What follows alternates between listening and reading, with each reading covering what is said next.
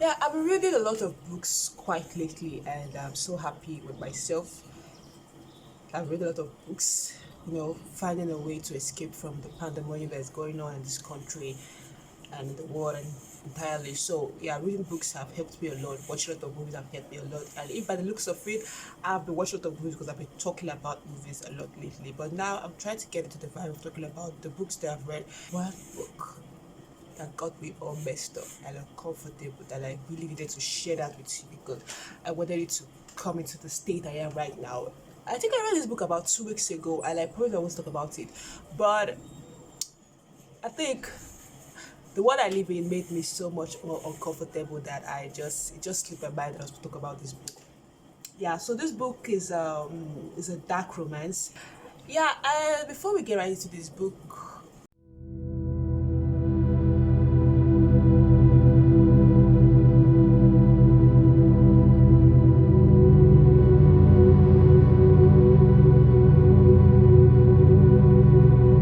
I just know I'll be giving you a bit of spoilers there. Yeah. In fact, there's no how I'll tell you how messed up this book without giving you spoiler because the spoiler is in the messed up. The messed up is the comfortability of me reading this book. I'll try to give you the plot, the story, just talk about the characters, and just talk about the book entirely. That's all I can say. So before we get right in, first of all, introduction. So my name is Ada. Welcome back to Viakada. And this is your first time here. Much. So Viakada is a creative and lifestyle channel helping you find those little things that check my about page to get more info, and you can check my playlist to get the vibe of what I do here. So let's get right back to the video. Welcome to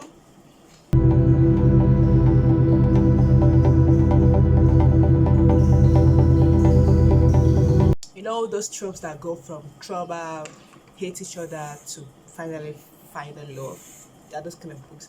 But this one hit me up the wrong way. I mean, it got to my last nerve. So the name of the book today will be Virtue and Vanity by Astrid Jane Ray. Goodreads made a whole lot of reviews that you could actually get the feel of. I thought I was the only one feeling some kind of way about this book, and I was so glad that I wasn't the only one because we are still messed up with the dark romance, the trauma trope, and everything. Like, God, my teenage times were just so messed up. Why did I ever feel like trauma tropes and dark boy, broody boy was such a good thing? Wait a minute. Don't we all deserve happiness? Don't we all deserve nice guys? Don't we all deserve guys that don't have some sort of issue going on around them? Yeah, but that's me projecting here. So now we have the characters Isabella and Sebastian. Calling those two main protagonists just gets me so annoyed. So, but let's talk about the story, right? So Isabel is a young girl from this small village called don't care, don't want to know when you read the book. So and so happens that her mother suddenly decides that she's going to marry her off to some rich family, whatnot, kind of sold her out. So that's where we're getting into, right? And she's someone who has a dreams for writing books, of course. Aren't we all of us of books and people who love to write who have dreams of writing?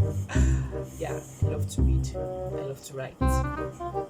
So it so happens. So her dreams was shattered as she was sent over to this rich family. But before then, there are a lot of series of deaths she has to undergo. She was supposed to be a virgin first.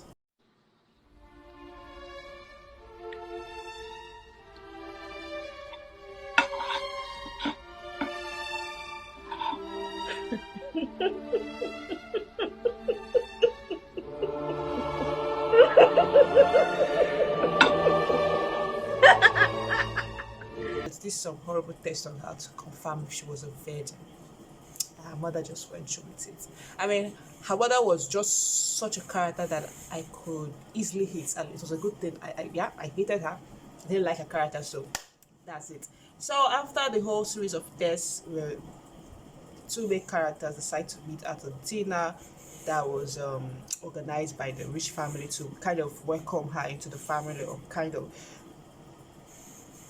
check out the goose, if you say like that. So when she came, Sebastian wasn't so kind. He was ruthless to her, degraded her, and made her feel so little. I don't know what to say about that. The emotional abuse was just getting to me. I mean, this is a young girl that knows nothing. Well, from their own point of view, because this book is told from a first person point of view, so you wouldn't really get to the head of the other characters to know what they were thinking at that time. So you only have to work with what Isabella is thinking at what times, and what she thinks of these people, and what she thinks that they think of her. When the main character, or the first person telling the story, is so would I say vulnerable, or so naive? I don't know what to explain. I hate weak girls. I hate characters who don't seem to have some substance, who don't seem to have some meat, some muscle. Just be ruthless at least. I don't know why they like messing me up. Now I'm digressing. And she thought that, okay, the family don't like her, that means the marriage wouldn't work, and she would be able to continue her dreams and whatnot. But that didn't go as planned, because she was a dog. Yeah, where was I? Someone just came in. Yeah. So when she thought her dreams were finally going to take off, because the family didn't like her, Sebastian didn't like her, so she was safe from her mother's threatening glares and threatening words about her sisters and whatnot, because the mother kind of threatened her into succumbing into the fact that she's selling off her to a rich family, because for some reason the family wanted a girl from that particular small town. But it seems, I don't know, suddenly after some weeks they called her at the wedding preparation and everything, so she had to come back to, which city was that again? Yeah, they finally got married, which was kind of a blow for Isabella, I don't really know. Yeah, and this is where things get interesting. Sebastian is a ruthless character I don't seem to like, and whatever he did at the end, it didn't do any justice to whatever he did to her. So the wedding night. Now this is someone who we believe is a virgin, because your family decided to test her out. So I don't really know what you think you know about this girl, but you had some preconceived notion about this girl that is being married to you, or forced on you according to you by your family and whatnot, and you got drunk, and all you had to do was rape her and went on to abuse her. Because for some reason this book never quite mentioned the word rape. I think it's the big mistake, or whatever happened that night. That's where they kept on referring a rape to. Like, it got me on my nerves. Like, why can't you guys just say the word? You raped this girl. Not part of the biggest mistake I made, whatever happened that night, the dark memories of that night. No. We're not going to make this poetic. We're going to say it as it is. You raped her. So, raping her, and that kind of messed up Isabella. I throughout this book, I kid you not, throughout this book was just a series of PTSD that somehow no one thought of taking her for therapy, and all the family members just kept saying, Sebastian is a good guy, you just have to give him time. Shut up! Shut up! Shut up! That we need to give him time for whatever reason. Like, who cares? And so it went on like that, and she had a series of PTSD that somehow just got me infuriated. I mean, every little thing she was crying. But don't get me wrong, but the way the book made it look like, God, that this girl did have even a liver, she did have a bone, like she was this, I don't really know, I just feel some kind of way with the way she was. I just say, kind of do something, strangle the hell out of me. But Sebastian, from the way the character was, explained to us, he was intimidating. At no point was he kind to her or whatnot. But for some reason, they tried to let us know that, oh, he had a glimpse of guilt, because after that incident, what happened, he even hit her. Yeah, he got to physical abuse, where he tried to still force himself on her, and he slapped him Hello, self-defense. Didn't we all learn about that?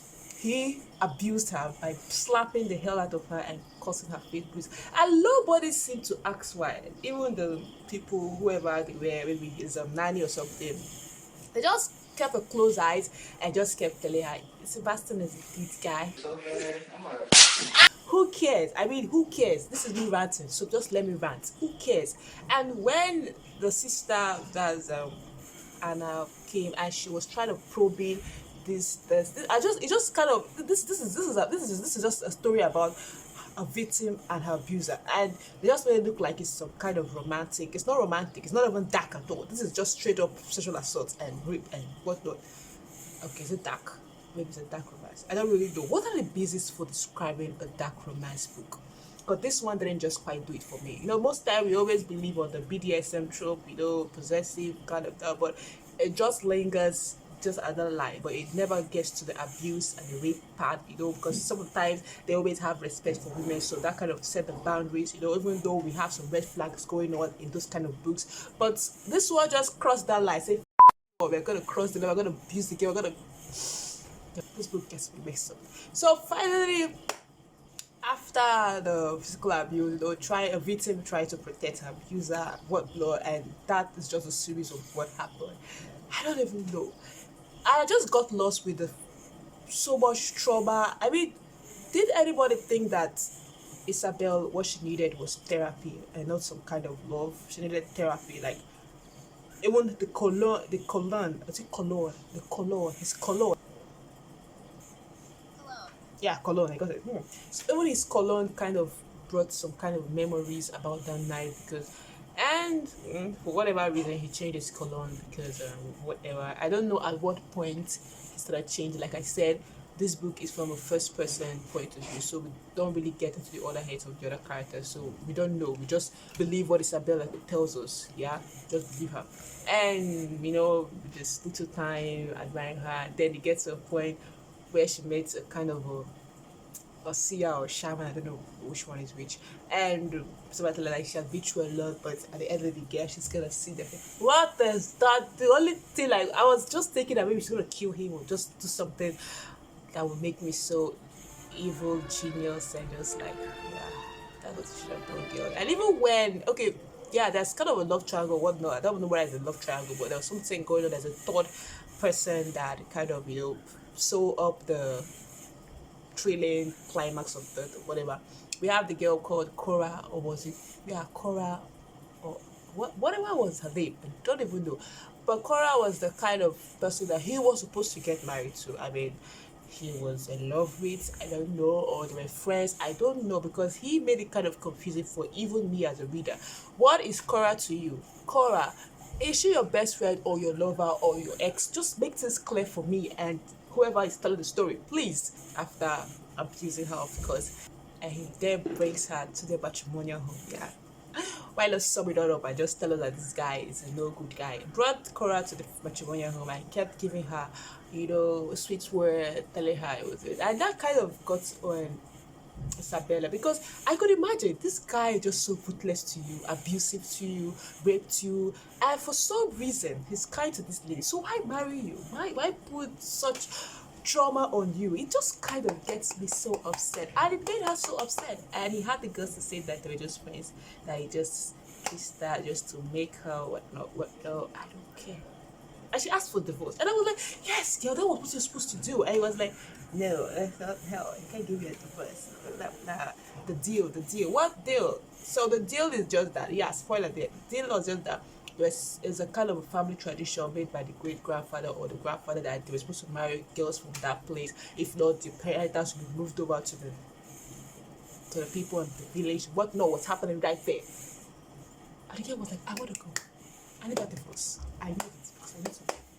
So even after a series of abuse, and you think, okay, he's going to come back, and then he just drops the abuser. So how do these people want me to like this guy?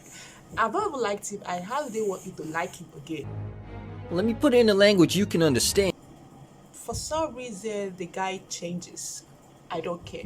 Did whatever he thought he did, and just tried to tell her his love is going to kill her. And he gets the like, see, come, it won't work. You already damaged me, and What?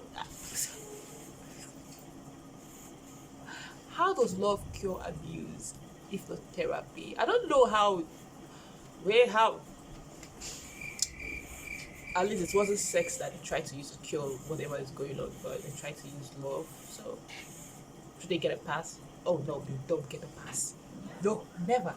So yeah, and it's just towards the ending of the book, they just try using love, try to pass all their hurdles. She tried to be this good guy that he was supposed to. He's this good guy, but just because he thought she was a gold digger, or what? Lord, that's why you abused her. Even if she was a gold digger, there are better ways to get rid of her. For example, don't agree to it, lose your inheritance.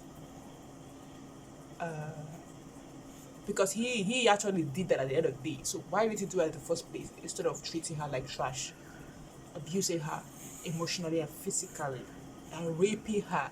Yeah, I think they need to make good use of that word in this book, because they just kept making some poetic justice to rape, which is not what I want to see. I don't want to see that. That is the biggest mistake. The Dark Knight. What was all that? This is rape.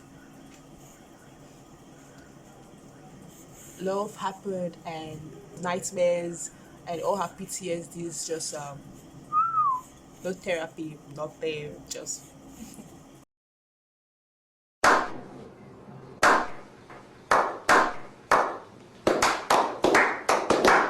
he got married even after divorce, because he has to divorce her to make things right again. Yeah, that's a whole lot. Just read the book.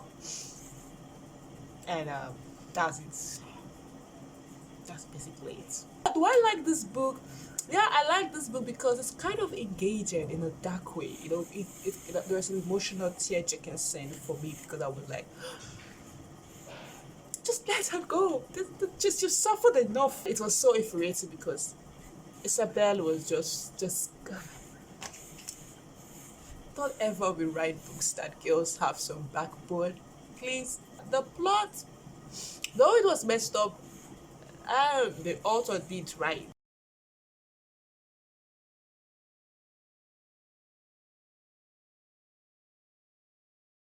Where did she cross the line? Oh!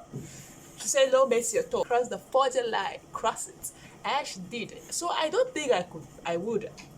I mean, it's part of the genre for dark romance, but I don't feel like it is for me. So I really want to get into what you think are the characteristics for dark romance. Would this book be classified as a dark romance? I know it is, or would it be just romanticizing abuse? I just want to know, because this is a Beauty and Beast thing going on. I mean, I just felt like we're just Stockholm syndrome. I just caught up with our main protagonist. I just feel like that is what's happening. Yeah, I got the book from any books app. Yeah, I read most of my books on a book app. Ebooks are quite life-saving, so that's where I get the book from, or I got the book from, or where I get books from. Try to keep up with what I'm saying. And yeah, if you did enjoy this video, like this video by putting a thumbs up. And if you feel like joining the Love Viakada family, please subscribe, click the bell to get notification or when I post videos, which is every Monday or whenever I want. So yeah, you could watch my next video coming up right now. And this one is kind of beautiful and nice, and it's just on the opposite side of this one. This one's so beautiful. You guys need to read it. Yeah, so watch this one together. All right, bye. Love you guys.